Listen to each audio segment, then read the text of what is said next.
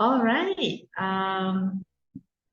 Welcome to our fifth session of Global Teacher Conversation. Tonight is 16th of September. It's actually Malaysia Day for those in Malaysia. We're celebrating Malaysia Day today. So Malaysia Day is basically a celebration when the Peninsula Malaysia is merged together with Borneo, our Sabah and Sarawak friends. Yeah. So we have our Independence Day on 31st of August. And then we have another celebration on the 16th of September. I know we have a lot of festivals, but yeah, we all love some extra public holidays, right? So I want to say welcome to those who can make it tonight. Thank you so much. And if you're having your dinner, don't worry about it. You can continue having your dinner, having a drink while listening to the session. I want to say thank you and a welcome to everyone who can make it to the session tonight. Yeah, so before we start, perhaps everyone can share in the chat, like type in the chat, one thing you are grateful for. Welcome, Hafsa. Okay, am I pronounced correctly? Hafsa. Yeah, yes, my name is Hafsa, and hi everyone. Hi. I- Welcome, Hafsa. Perhaps you can share in the chat, or if you want to speak, also you can. Like one thing you're grateful for. Kelly, Hema, Hafsa, you can like think about one thing you're grateful for. and I should share it in the chat, right? Yes. Okay, good, great.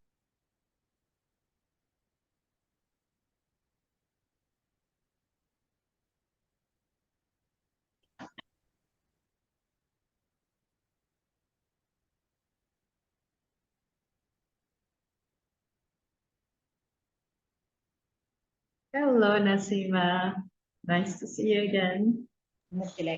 Hi, Atika. Hi, Alina. Welcome. Hi. All right. For those of you just joined in, right, you can rename yourself. You can go to participants and click more. There's a rename option. So you can rename yourself with your country, underscore, and then your name. For example, if you're from Vietnam, you can do Vietnam underscore Kelly. Yeah. Come again? So you can rename yourself. You can go to participants and then rename yourself with your country. With our country.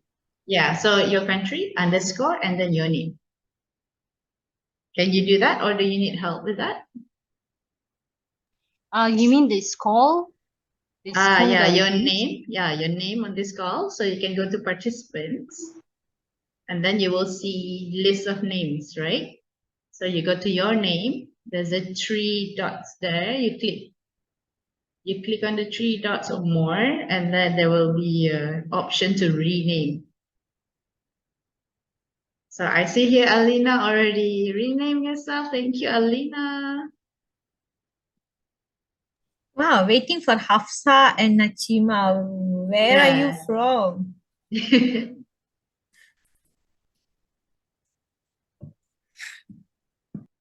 Meanwhile, you guys can also put in your one thing you're grateful for in the chat. Hafsa, I can also do this for you guys. Yes, great. You can do this like this. Sure. Hafsa and Nacima already renamed. Okay, good. All right. I want to read from the chat. So Hafsa is grateful to have wonderful friends, to have your back. That's really good. What about others? Like Kelly, Hema. Oh, Hema has already put in the chat. Grateful for life and our session. Nice to meet all of you here. Okay, Kelly, Alina, what about you guys? For time and off day, yes. Grateful for time. One of the wealth in the world are not really money, but time. If you have time that you can control, then that means you're really wealthy, right? Present time enough day. Yes, I agree with you, Alina. Kelly, what about you? Maybe you're grateful for your dinner you're having right now? Yeah, I'm so grateful for the dinner. I'm in the middle of my dinner with my sister and my aunt. Right. Okay, cool. All right. Okay. So welcome to Global Teacher Conversation, everyone. I see that this is a lineup of women, and it's okay. This is also interesting to have with today's session. And a little bit of Zoom norms here. Please mute when you're not speaking. This is to make sure that we're not clashing voices. Be present. Please switch on your video if possible. We want to be experiencing a real conversation with each other. So even though we cannot be in the same space and like held each other's hands and whatnot, but at least when we see, yes, thank you, Alina. So at least when we see each other's faces, it feels more real and more connected. Participate actively. Please don't be shy. You can like ask questions, participate in the chat. So GTC is governed by 3 pillar principles. We come from different backgrounds. We have different experiences. We have different first languages. We have different capacity for they have different capacity for fluency in English, right? So let's be respectful of each other, be mindful of how we speak, behave, and communicate. So we also want to offer support by giving space and time for our partners wherever they are, especially our conversation partners. And let's show interest, ask and answer questions to our friends. This is how our GTC is. So for our session 5, we'll start in a little bit, and then we have an industry crossover. So plenary sharing for today will be done by Nacima and Hafsa. I will be introducing them in a bit. And then we will have an open Q&A where you can ask questions to our guests tonight. And then there will be a short 15 minutes video that I want to share with you guys. And then we will have conversations also with Nacima and Hafsa. We will end with announcement, photo time, and closing. Right. So, Alina, I don't think you have introduced yourself yet, right? Have you introduced yourself to the session before? Yes. Oh, Yeah. yes. The first introduction session. All right. Okay, no problem. Then we can skip this. All right. Okay, so let's get right to what we want to talk about today. So, do you guys know that there are like 100 million, like hundreds of millions of children around the world not in school? When COVID happened, billions of children are not in school and have discontinued access or have no access to education. But even without COVID happening, hundreds of millions of children are not in school. So 260 million is the number. So their education got interrupted by conflicts, by emergencies and all that. So this numbers is from Global Business Coalition for Education, which I will share with you guys the link later if you want to do like further readings. So our education is on the track. This is from United Nations. So maybe you guys can perhaps suggest what are some threats in the world that leads to loss of education. You can unmute yourself and share. What do you think are some threats in the world that leads to loss of education? Facility of technology, mobile phones, I think. Facilities, technologies, okay. Right. What about the others? Also, Hema said there's an economic threat threat.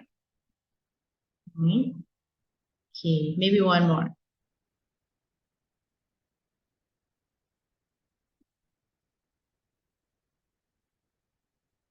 The socioeconomic status. Let's think about that. Right. So when we talk about threats, right, we talk about danger, anything that is endangering. So when we talk about danger, there are like armed conflicts, war happening. For example, like in Palestine, there's a constant war happening over there, and children, their schools get bombed, right? Their school get attacked. They do not have access to school. And then there's also forced displacement or refugee displacement.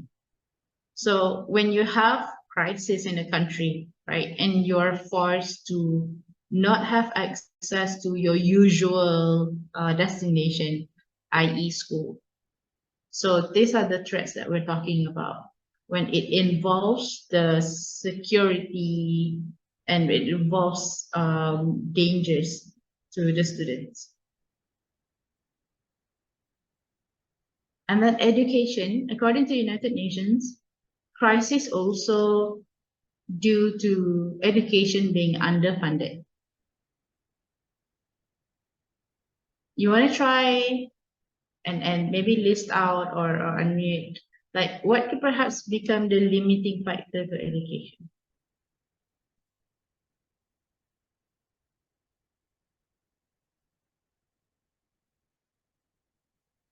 So Kelly and Hema mentioned just now about economy, socioeconomy. And then Kelly mentioned poverty, right? So not only the poverty of the students, but we also want to talk about, the United Nations also talk about how donations of funds for education has become lesser and lesser every year. And then there are also, if we think about it, if you realize in your school, for example, if this is happening in your school, so you will find that economic crisis, right? The currency exchange crisis, whatever happened to the economy in the macro level in the country will also affect the funding of education. Yeah, so United Nations was talking about this. Because education actually needs a lot of support in terms of infrastructure and also needs a lot of support and resources, especially like monetary resources. Because why?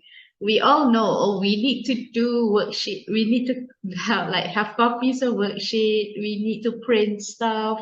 We need to do we need to create materials for classroom. All this needs money, right?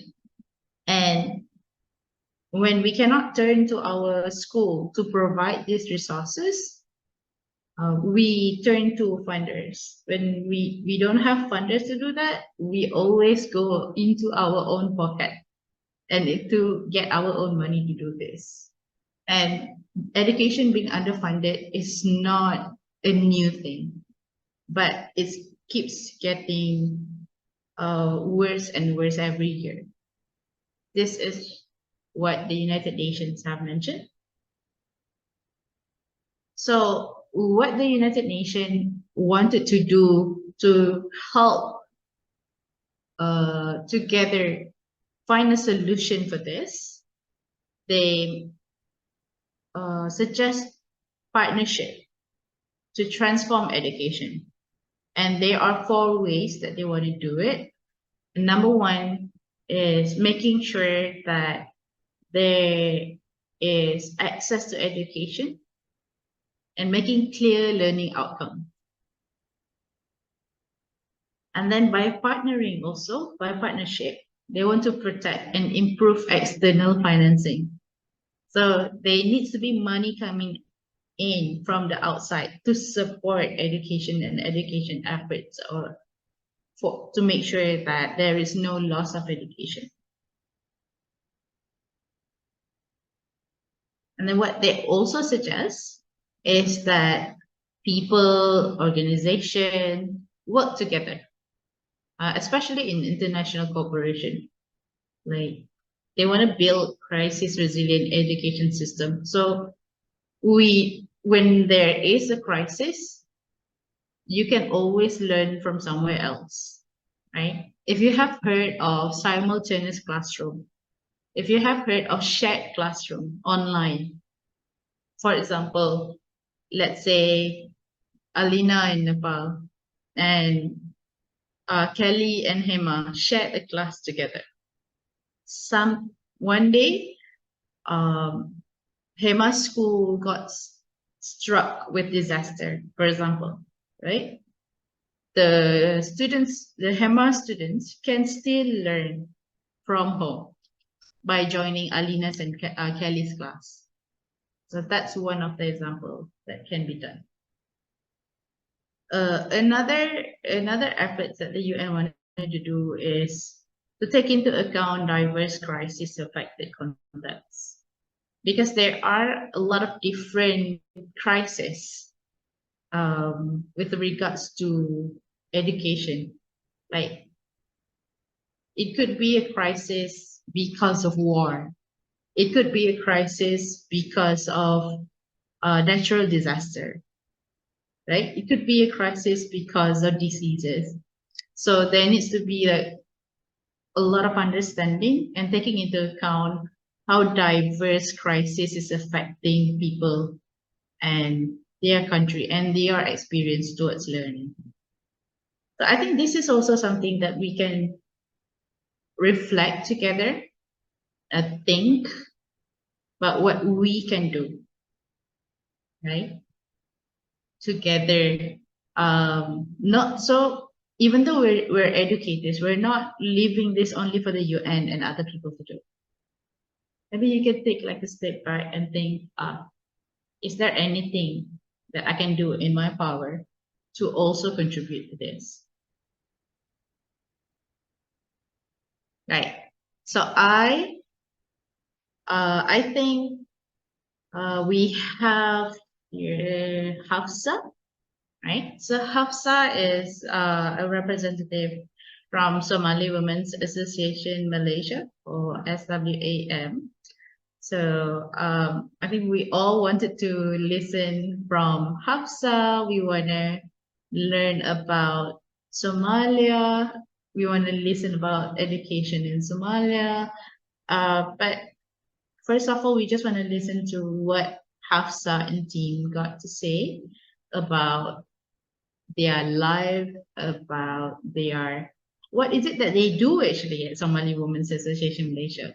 We wanna learn from our non-education friends that perhaps also do education. So I'm gonna invite Hafsa to share. Yeah, thank you. Hi, everyone again. Okay, as I said before, my name is Hafsa. We are in Somali Women Association. First of all, I want to start with what we do in SWAM, in Somali Women Association. Then I will go to the education part. And in Somali Women Association, we do is that two things. We help refugee ladies to have skills that they can get a work or a job when they learn this skill. So one of the things that we teach last year was that how to do henna and make out of money out of it, and how to do sewing, how, bakery skills. This year what we did was like, we did give them bakery classes, we did give like sewing classes. Then again, we realized that young girls, they are more in that's for older ladies and all of that, but the young adults or teenagers, they are not into that. So what we realize is that we need to create, suitable programs for them too. So what we did was that and have graphic design classes and Malay classes, and what else we have, like, and then now we have self-defense classes.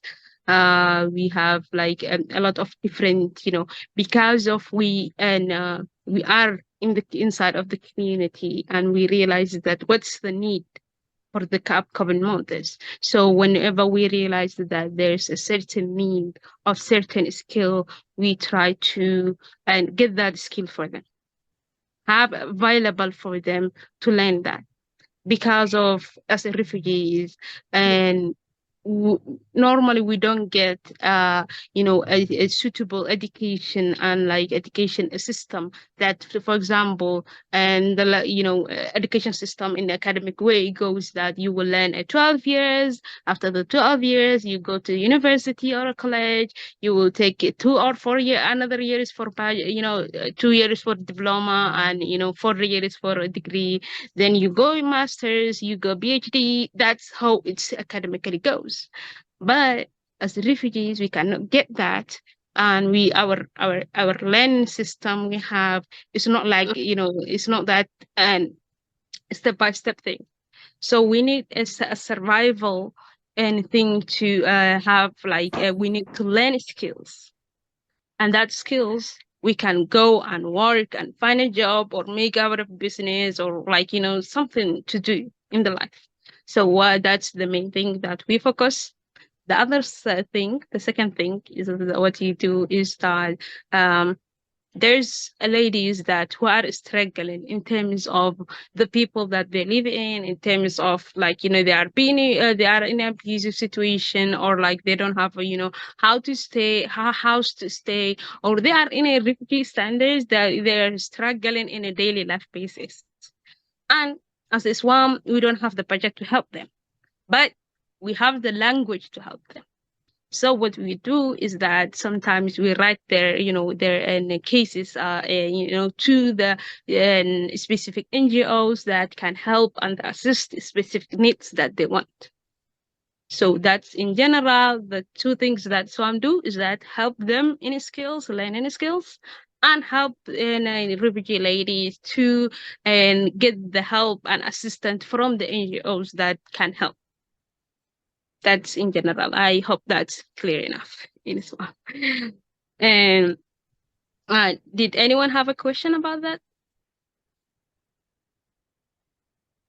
Yeah, thank you so much, Hafsa. This is really interesting to know what you have been working on through SWAM to basically empower ladies and girls through skill building. I believe that education is not just theory, but also the skills that we have, right? So yeah, Absolutely. you guys, if you guys have any questions at this point, perhaps you can just unmute yourself and ask Hafsa.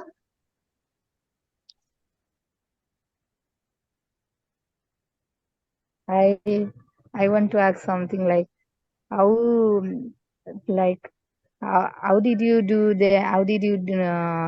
implement that program to your women's, like how did you get fund, and what were the challenges, and how did you overcome that challenges?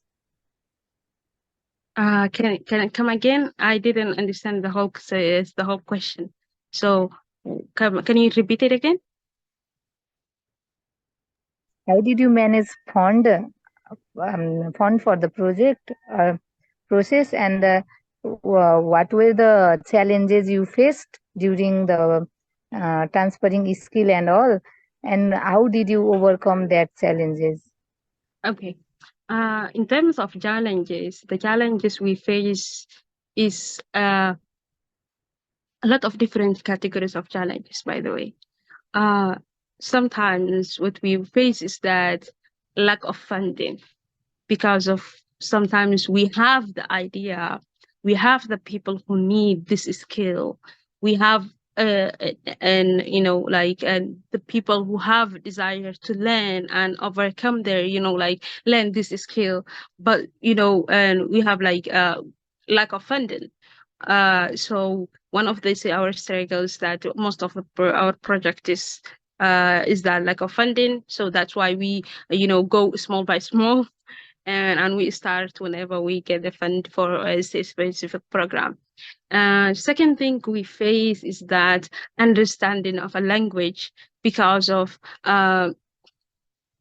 what we want and our skill learners to have is that they want to learn the skill with English language, because of they are living in a community that if you want to live with them, the only thing at least you need to learn English. That's the least thing you can do. So we can we can help them to learn English while they are learning their own projects. For example, and if we are teaching if you are teaching, for example, a bakery class or a graphic design, or like even like a sewing, or even like a self-defense, we want as much as possible to focus on speaking English more, and because of we want them to practice. And the people you meet outside, at least the only language you can speak with them will be English. So we are like, and most of the people, they kind of interested to learn English. Then again, English is not your first language, or even the second. And most of the refugees in here, most of us, we are not educated academically. So even the background academical education we have in our own language even is kind of like class 8 or class 6 or class 9. That's it. Most of them, they didn't go to high school. They didn't go to on all of that, and all of that missing. And it's kind of like an educational growth that's missing from this person. So even sometimes explaining to how it's important is to have the and language and skills with the community that you live in with, and all of that, have how important it is. It's kind of difficult to explain that it's important, for example, to learn a Bahasa language because of you want to engage with the local community. So at least if you are if you are capable, please learn a Bahasa language. They don't understand most of the time, because it's difficult to understand them, like, and it's important. No, it's not. Sometimes they will tell you that, no, it's not important, because like I will learn English and that's more enough for me. But it's important to learn the Bahasa because of like you want to engage with the local in their own language, to feel that you are included the environment that you're living in, because of the local people, and the English is their second or third language. So it's kind of like barrier in the end. You don't have the connection with that you're supposed to have when you are learning the language. So that's one of the challenges we have. One of the other challenges we have is that in a refugee basis, everyone is a traveler. Everyone is expecting to move any other place. Everyone is like expecting to move next year, or like they don't have any long-term plan. They don't have any long-term strategy or anything. So you cannot convince someone who already packed their bags and they are just ready to go. If you tell them, let's go now, they will go with you. So you cannot have a long-term plans, a place that you think that you will move out tomorrow, right? So and having that is kind of like scary, because of like you are going, but you are not going in the end. And one of the other challenges we have is that even to me, as when I first came here, there's a situation that you have to go through with it and overcome that. That situation is that you feel that your life is stuck. You are not going forth, you are not going back. You are stuck. Nothing changes. Yesterday is like tomorrow, and tomorrow is like today, and everything is the same. So to overcome that, you need to come out and engage with the community, learn new skills, learn new things, and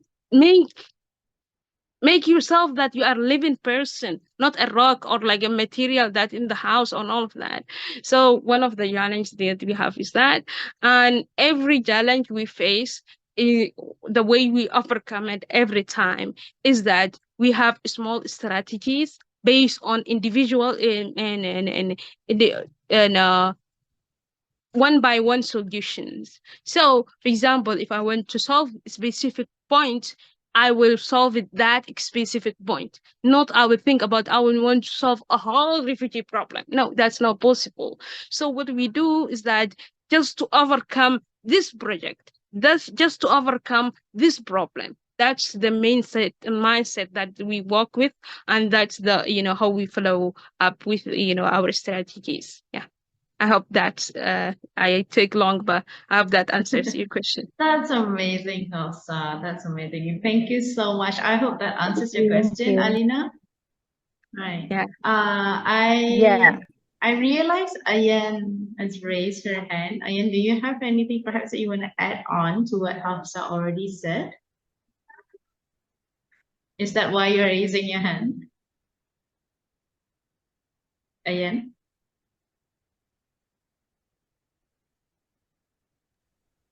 No, Hafsa is talking. No. Okay, all right. Thank you so much. All right. Maybe others have other questions to Hafsa and T. I don't have a questions, but I would like to listen to a story that you really love from what you did with the women and the young girls. So yeah, that impressed you and you very motivated by the story. Can you share with us? Thank you. Okay, come again. And what story? Yeah. So I would like to listen to a story that you work with a woman or a girl, and that story really motivated you on the journey, in this journey. So we would like to listen to that story. Is that clear? Yeah, clear enough. Thank Okay, you. the most impressive person that I met in the community that impressed me. Okay, yeah. Now I remember. Okay, and she is the young girl. She's like 17 years old, but she amazed me the way she think and the way she into it, understanding of what she clearly understand what she wants. So that was so amazing to me, because like she was just a 17 and I was not expecting that. So, and I was her teacher and I was teaching her Photoshop, graphic design and all of that. So one day she came to me and she said to me like, okay, I'm learning this, and my goal is that to become a designer who get clients and get paid from this. Okay, so, and what she asked me is that, okay, what's the next level of this? What's the next thing to do when we done this course? What's the next thing to do? And then I tell her that we have a lesson plans that, we go from Photoshop to Illustrator. We have a whole plan, step by step, month by month, and all of that. But every course, it's separate, but we'll follow up the other one. So what's so impressed about her, what's so impressed about her is that, and she said that I want to be someone that, work hard, do, work, get paid and all of that, and handle their own life. So then I was so shocked, like, you just 17. So you just, start in your age. Girls, what they do is like, they are so busy in their making makeup and, and learning makeup and going out and, and take pictures with their friends. Okay. So it was so impressive to me that the way she was engaging, and she was already planned that's a time she is in school, by the way. she have, you know, and school classes, or he's in IGCSE level. So she go to the IGCSE and, you know, classes. She come to the graphic design classes. She already do everything that I told her to, and assignments and all of that.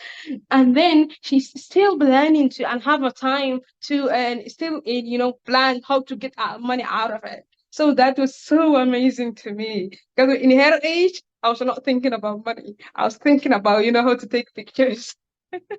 Yeah.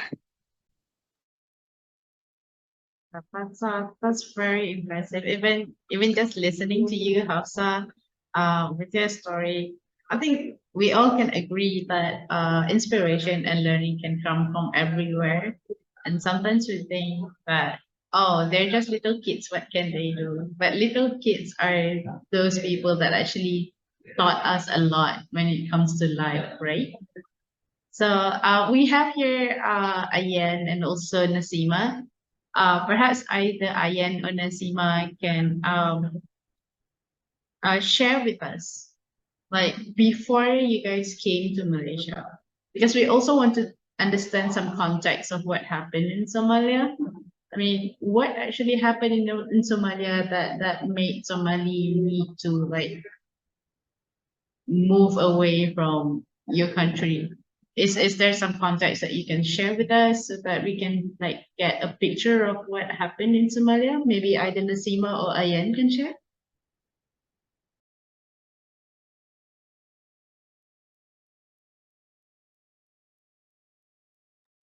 Okay. So hi everyone. Sorry, I can't. My camera. I'm actually somewhere that I cannot open my camera, but hope it's okay. So yeah, I was missing some of the part where Hafsa shared about her story because I had a bad connection. But thank you, Atika, for also. It's quite actually rare for us as refugees here in Malaysia to be asked, okay, oh, what is the reason that you come here? You know, like always giving us that space where we can talk about what's the actual reason that made us refugees, that made us, you know, here in Malaysia, came here in Malaysia to survive, looking for safety. So to actually talk about that is, I will say it's different for every person. But I'll say the experience is most of the people here, for me as a refugee to talk about it, is the same. People are all looking for survival, to survive somewhere safe, somewhere they can, you know, like achieve something that they couldn't achieve back in the country through wars, through civil wars that's happening, that's, you know, like destroying their dreams, somewhere where you can, you know, like the least humanity that you need is to be able to be safe, right? To have a shelter above you, to have something so you can share with your family and all of that. So I would say most of the people here are, they run from wars. They're looking for somewhere to be able to achieve their dreams and all of that. So yeah, that's the experience that some of us had. Well, some of us also had, you know, like they want to be, they want a space where they can able to voice out and, you know, look for support somewhere where they can be able to get the support that they needed, you know. So yeah, just like I said, experiences is different for every person. It's not all the same. All of us had different experiences, you know. So yeah, for me to talk about me, you know, like I always wanted to have a better education for myself, somewhere I can be stronger as a woman. And now Swam supported me that, you know, like somewhere I can, you know, like this organization now that we have, you know, like it made me be able to voice out my voice as a woman, you know, like talk about it, find a place where all the women are supported and stronger together, having this group of women who was backing you up, you know. All those is where I get here, you know, like where I can be able to, you know, like not do it everything that I want. Still, we have some restrictions as a, you know, like as a refugees, but most important is to be able to be safe, you know. So yeah, that's what I could share. Hopefully answered your question. Thank you, Nacima. Ayan, do you perhaps want to share like your part of the story? Like what makes you move here, or perhaps you have some background that you can share with us about what happened in Somalia. Hi guys, how are you? All the talk is that Nasima also she sharing everything, and I also Hafsa sharing everything. So that's having we ask. All right, thank you, Ayan. Okay, what about the others? Kelly and Alina asked question. What about and Hema? Do you guys have any questions for our guest tonight?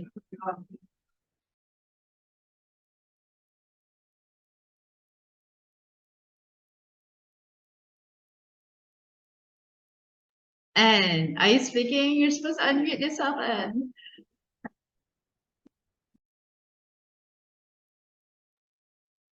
But no, I just shook my head. There's no question from me. all right. Thank you. Perhaps, yeah, no problem. If you don't have questions, perhaps you want to share. Yeah, Kelly, do you have a question? Actually, I don't have a question, but I would like to share something or from what's been sharing from Safia and Nasima. Yeah, I'm Yes, so Miss Nacima. Don't yeah, worry thank about you. Nacima. You're correct.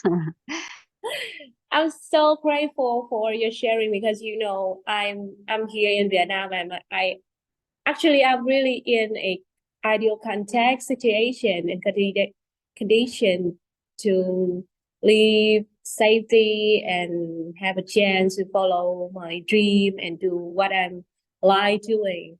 And but sometimes I feel like my life is miserable. But compared to your situation, I have nothing to say with myself. I have no more to complain on my life now. So, so proud of what you did with your community in a new land in Malaysia, and you have other people to be prepared and be strong in a new life. So thank you for sharing and thank you for what you did, what you're doing, not what you did. Okay, so that's it. Thank you, Kelly. Yes, I think we're all very much inspired by what Hafsa, Nasima, and Ayan has come and share with us today. Maybe just one last question, right? Do you have any like future plan for yourself or for other people? Or what is it that maybe you want to do? I'm sorry if it's gets a little bit noisy here. Do you guys have something that you want to achieve in the future?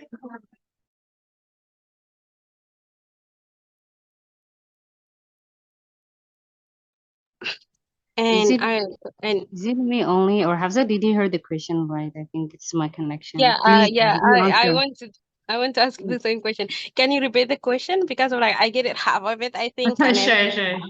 So sorry about that. So the question is, do you have any plans of what you want to achieve in the future? I mean, we had heard of like very inspiring stories about how you make sure that girls and women are trained in skills in baking, in sewing, henna, and all that. Do you have any other projects in mind, or do you have anything that you want to achieve by yourself in the future?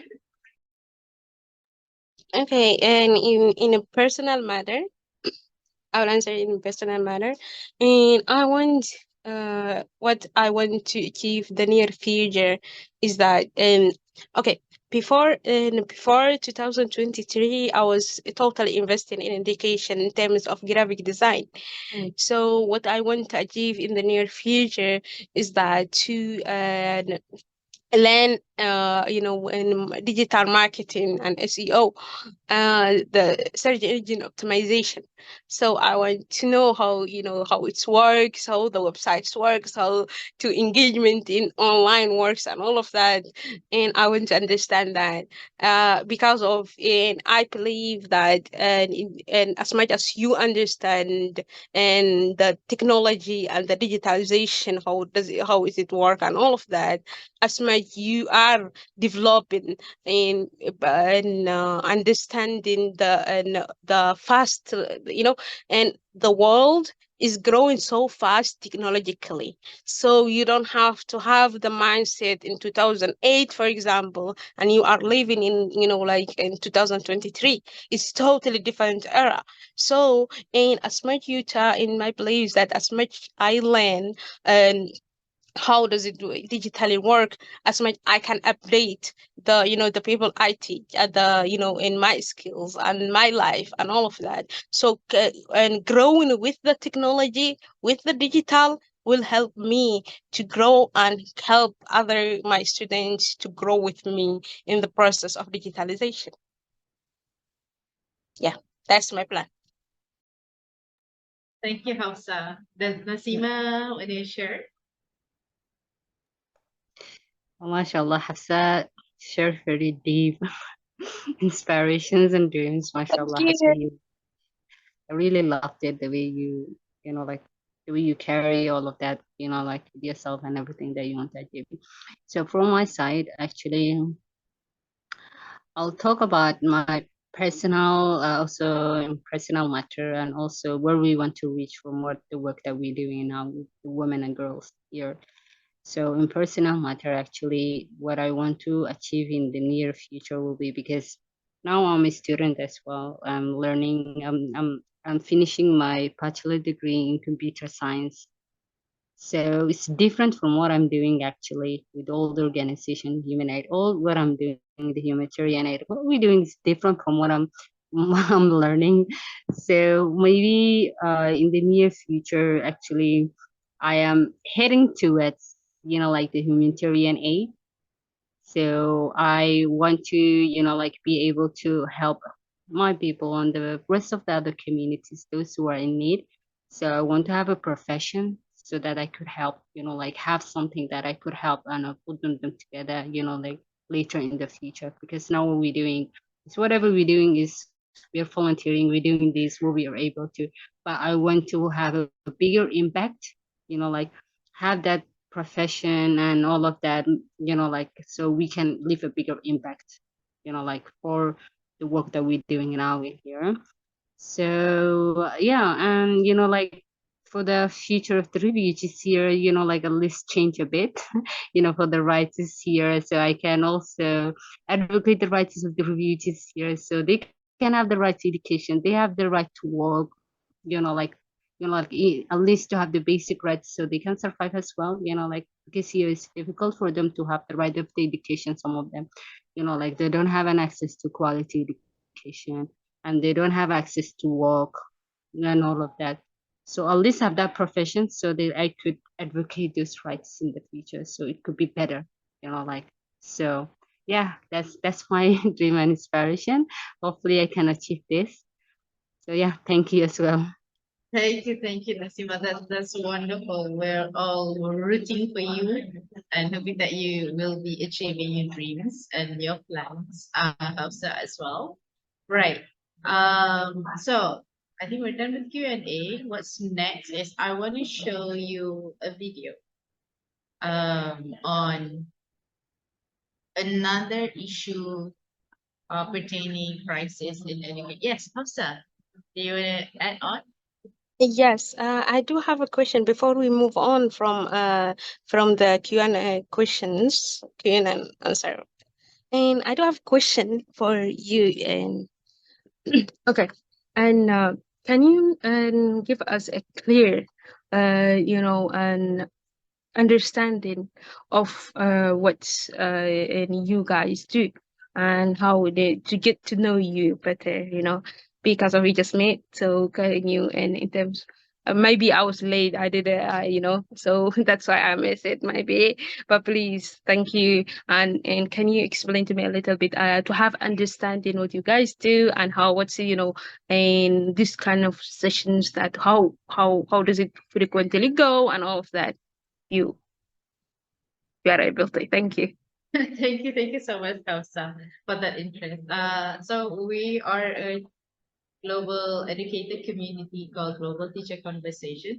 So it's basically open for educator in community everywhere to join in. What we do is we, in a simpler term, we learn knowledge together. We find knowledge together, and we also talk about issues, development, capacity building, so things like this. So what we try to do is to have conversation with like-minded people, like educators from everywhere. We meet every 2 weeks in a span of 6 months, exploring like variety of topics. And I think and Hema and Kelly can also fill you in on what is it that we do in each session. Yeah, Hema and Kelly, please continue.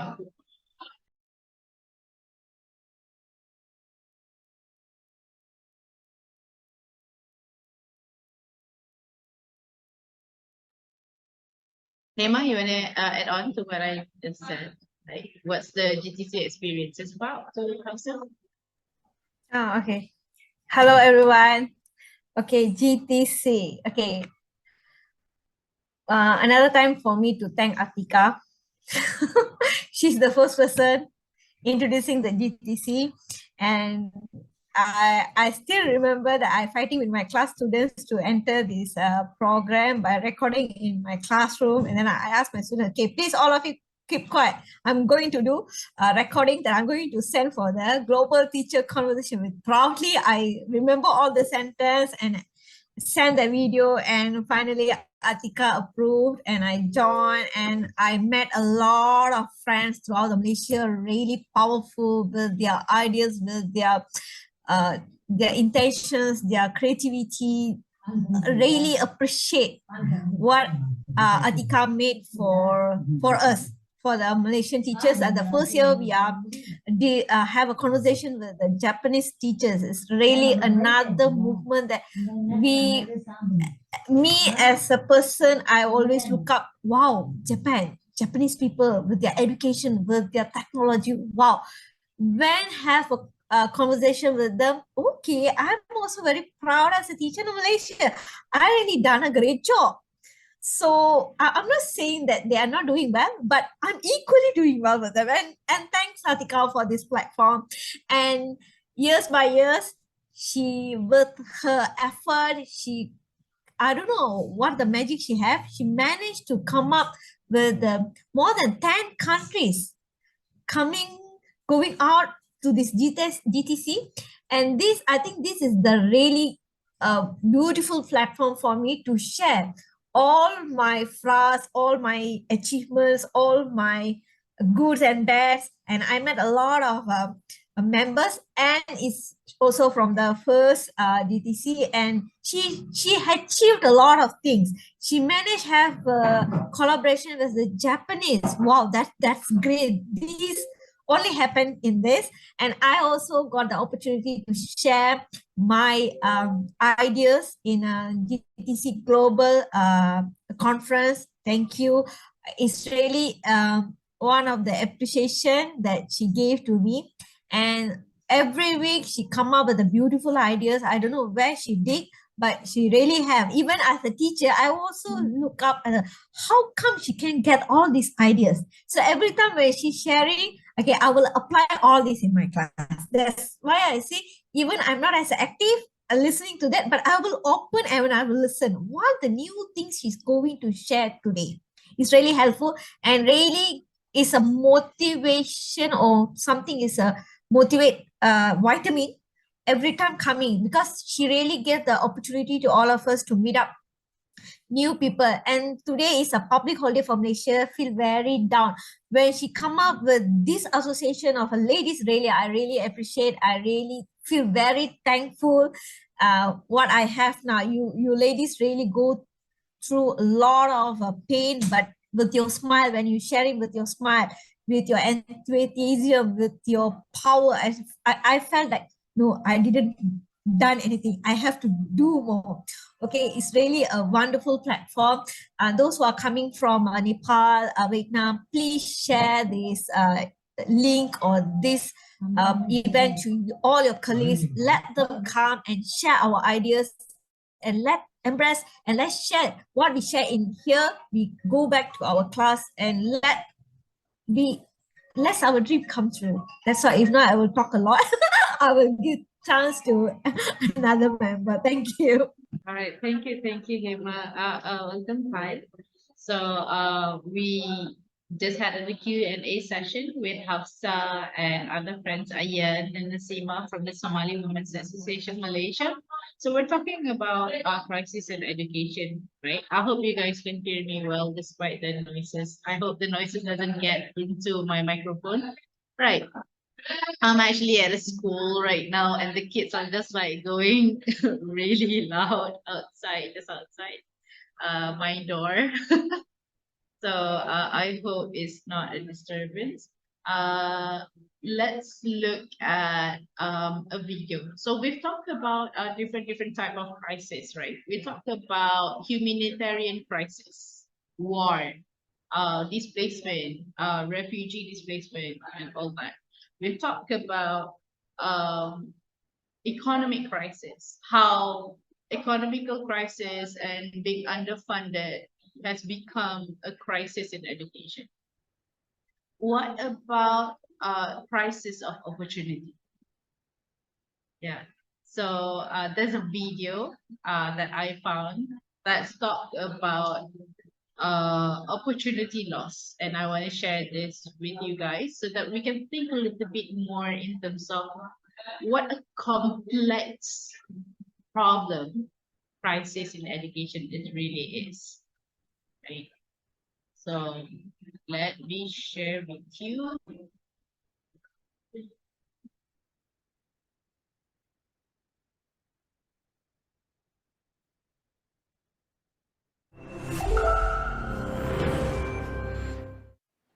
In 1972, the US passed a landmark piece of legislation. The new law was called Title IX, and it expanded economic and educational opportunities for women, especially in higher education. Back then, there was a 16 percentage point gap in the awarding of college degrees in favor of men. Within a decade, women had caught up and then just blew right past the men. Today, there's an 18 percentage point gap in the awarding of college degrees. So there's a bigger gender gap today in US higher education than there was 50 years ago when Title IX was passed. It's just the other way around. I study inequality for a living, and for most of my career, I focused on the divides of class and race. But in recent years, I've just been noticing more and more gender gaps, and not in the direction that I was expecting. Probably like most of you, I'm used to thinking about gender equality and the goal of gender equality as synonymous with the advancement of women and girls. But it's now clear that there are many boys and men who have fallen behind, and that we have to be able to think about gender inequality in both directions. One thing that makes that hard is that the changes have been so quick, so rapid, that it's hard to update our beliefs to match the new facts. It's a bit like the needles on a compass swinging around. Suddenly north is south and south is north. It's really quite disorienting. But it's clear that on some measures at least now men are lagging quite a way behind, not least on college campuses. And that reflects the fact that boys are trailing girls throughout the education system. 2/3 of the top academic performers in high school, measured by GPA, are girls. And 2/3 of those at the bottom are boys. And it's not just in the US. If we look at the 20 most economically advanced countries in the world, there's on average a 13 percentage point gap in the share of young men and young women with a college degree, with young women much more likely to have a college degree. And in some nations, the gap is much bigger. In Norway, for example, there's almost a 20-point gap. And just like in the US, these differences at the college level reflect what's happening earlier in the school system. It used to be that maybe boys were ahead in math and science, girls were ahead in reading and language in roughly equal measure. That's not true today. Internationally, at the age of 15, there's a 5-point gap in favor of boys in math. There's essentially no gap in science, a slight gap in favor of girls, actually, in science. But boys are 30 points behind girls at the age of 15 in reading and language skills. But not all boys and men are struggling in the same way. The intersection of gender with class and race really matters here. So boys from poorer households and middle-class households much less likely to attend college than girls from the same background. But there's a much smaller gap at the top of the economic ladder. I think one of the reasons that elites can sometimes struggle to grasp what's going on with boys and men is that the gender gaps are just much less stark in affluent communities. And the gender gaps are even more stark for Black Americans. For every Black man getting a college degree, there are 2 Black women. So anybody who really cares about boys and men has to care about racial injustice and economic inequality. And anybody who really cares about racial injustice and economic inequality has to care about boys and men. Now, the fact that the education system doesn't seem to be working very well for lots of boys and men is obviously not intentional. There wasn't a feminist conspiracy 100 years ago to say, well, it might take a century, but eventually we'll overtake them. Especially as it was men who mostly designed the school system. What's happened is that as the artificial and sexist barriers that were placed in front of women and girls have been successively removed, so their natural advantages in the classroom have been revealed. Compared to girls, boys face 2 big structural disadvantages in education. First, their brains simply develop later. The skills of planning, organization, and impulse control are associated with the prefrontal cortex, which develops in adolescence, especially, but about a year later on average for boys than for girls. So there's a significant difference there in the timing of brain development. Social scientists refer to those skills, planning, organization, etc., as non-cognitive skills. I like to think of them as chemistry homework skills. You know, doing your chemistry homework requires a lot of steps. You have to be paying attention in class when the assignment is given. You have to make a note of it. You have to remember hours later that you're supposed to do it. You have to actually sit down and do it instead of something more enticing instead. And remember, it's chemistry homework, so that's everything. Sorry, I know there are some chemists here, I'm sorry. And then turn it in. That's a lot of steps, right? That's a lot. Getting your homework done requires your impulse control to match what psychologists refer to as sensation seeking, basically that urge to go and do something more fun, more exciting.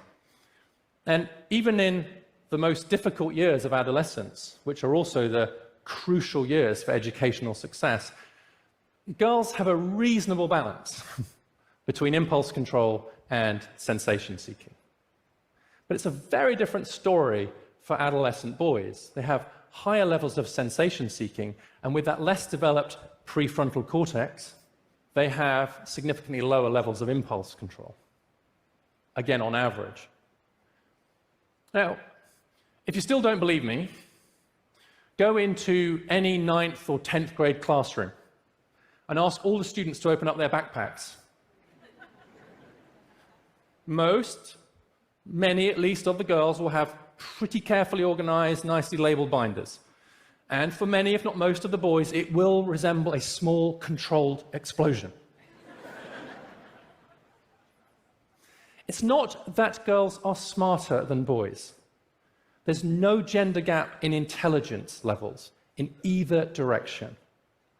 It is just that girls develop more of these non-cognitive skills, these chemistry homework skills, somewhat earlier than boys do. That's just a fact, but it is a fact that we ignore in education policy.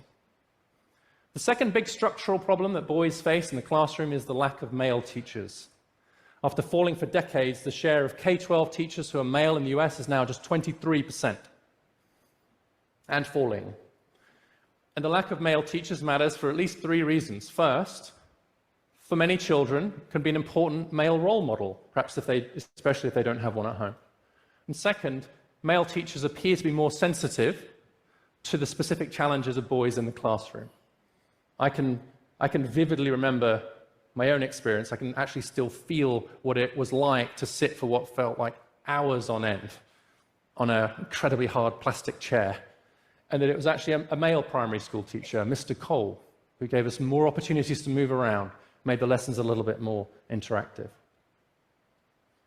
And the third reason male teachers may matter is there's some evidence that, especially in subjects like English, which is where the boys have fallen so far behind, having a male teacher seems to dispel the idea that reading and writing just aren't for me, or for people like me, in a similar way to how having a female teacher has historically helped girls in STEM subjects.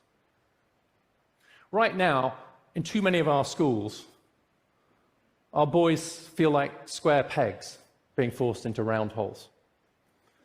And too often our response is to try and fix the boys rather than fix the schools. The problems of boys are turned into problems with boys. If they struggle to sit still or pay attention or apply themselves to a task, they may be diagnosed with some kind of disability. Their problems are thus medicalized and often medicated. In the US today, 23% of school-age boys have been diagnosed with some form of developmental disability, twice the rate for girls. ADHD, as you might expect, is the most common. But really, when 1 in 4 of our boys has a developmental disability, it seems clear to me that it is the system which is disabling, rather than the boys who are disabled.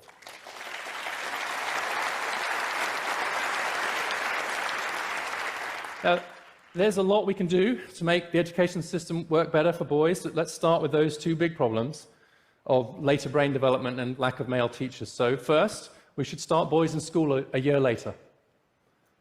And the idea there is to level the playing field, given those differences in the timing of brain development. And actually, that's already quite common practice at private schools and in lots of affluent communities. But it's actually not the boys from rich families who will benefit the most from that extra year. It's the boys from lower income, poorer neighborhoods and families who would most benefit from the gift of extra time for development. And that's why I think this should be a question of public policy. Second, we need to recruit hundreds of thousands more male teachers, especially in subjects like English, where the boys are struggling so much, and which is the subject men are least likely to be teaching. And here I think we can draw some really good lessons from the successful movement to get more women and girls interested in STEM subjects. So that means setting clear targets, launching public campaigns, and offering financial scholarships to men who want to enter teaching as a profession. Of course, those are changes that will take time. Those are long-term changes, and there are millions of boys and men who are struggling right now. And so if you're a parent or a teacher working with a boy or a young man who's in difficulty right now, my message to you is, first, be careful not to even inadvertently judge him against a female standard, or blame him if he's struggling in a system that just might not be working very well for him. Recognize and respect the ways in which he's different. Don't say, "Why can't you be more like your sister?" Try not to even think that. It's very important that we don't treat our boys as if they were malfunctioning girls. And the second message to those people, cousins, parents, neighbors, friends, uncles, coaches, anybody working with a boy or young man who is struggling right now is simply thank you. Thank you. They do need you. Of course, doing more for boys and men doesn't mean doing any less for women and girls. Right? That's like saying to the parent of a son and daughter, you're only allowed to care about one of them. And it's the kind of zero-sum thinking that is doing so much damage to our politics and to our culture. We can think two thoughts at once. We can do two things at once. Two thoughts at once, two things at once. That's why Norway, a country that's made huge investments, quite rightly, for women and girls, but where boys and men have now fallen behind on many measures, has launched a commission for boys and men. I've talked about education today, but there are many other areas where many boys and men are struggling, including in mental health, including in suicide risk, loneliness and belonging, family life, employment. And I don't think we can afford to get this wrong. If there are real problems in a society and responsible people don't acknowledge and address them, irresponsible people will exploit them. And that is already happening on this issue, both online and at the ballot box. We cannot leave a vacuum by neglecting this issue. The future cannot be female, nor, of course, can the future be male. The future has to be for every single one of us, every boy and girl. We have to rise together. Thank you.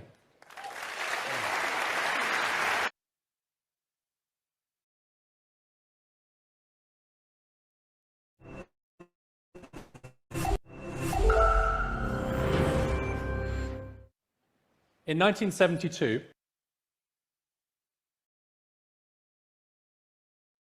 right, so that was a sharing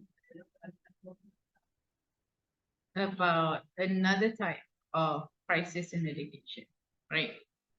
We were listening to Richard Reeves talk about gender gaps. So let's have a conversation between us. We'll have like a 15 minutes breakout room, and I will pose to you 4 questions about education crisis. So these 4 questions are, number 1, are you sure you're clear on what is the main important thing for your students?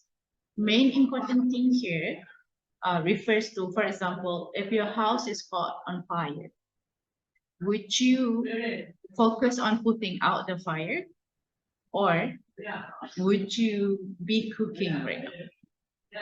So what is important thing for your students? Is it skill building? Is it character building? What is that main important thing for your students right now? And are you sure you're clear on that?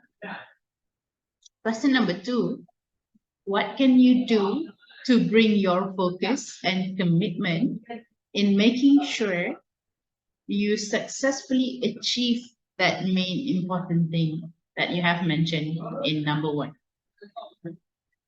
Number 3, are you willing to do what needs to be done in ensuring success of achieving that main important thing? And lastly, when will you act on it? I will give you perhaps 1 minute to think this over before I send you to breakout room. All right, let's have a quick 15 minutes breakout room conversation. I'll be sending you to your breakout rooms now. Welcome back. I would like to share link to the materials that have been shared today.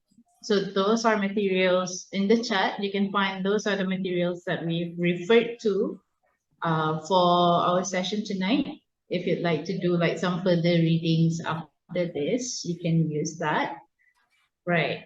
So I would just like to take maybe a little bit, 5 more minutes.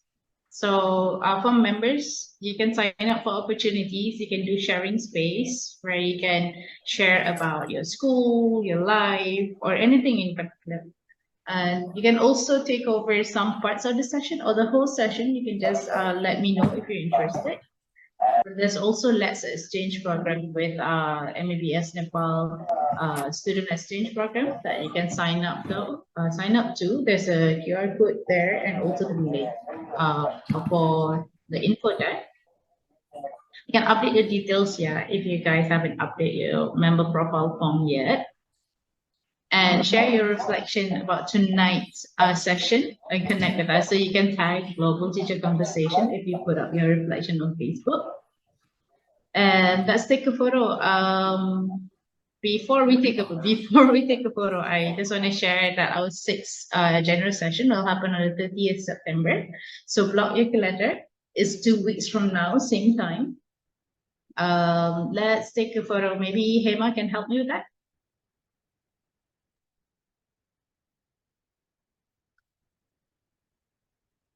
Kelly, where So everyone, please. There you are. So we only have 6 of us. Okay, so I'm going to capture few clicks. Okay, 1, 2, 3. Have a big smile, please. Okay, one more, please. Yeah, let me. Okay, another freestyle, please.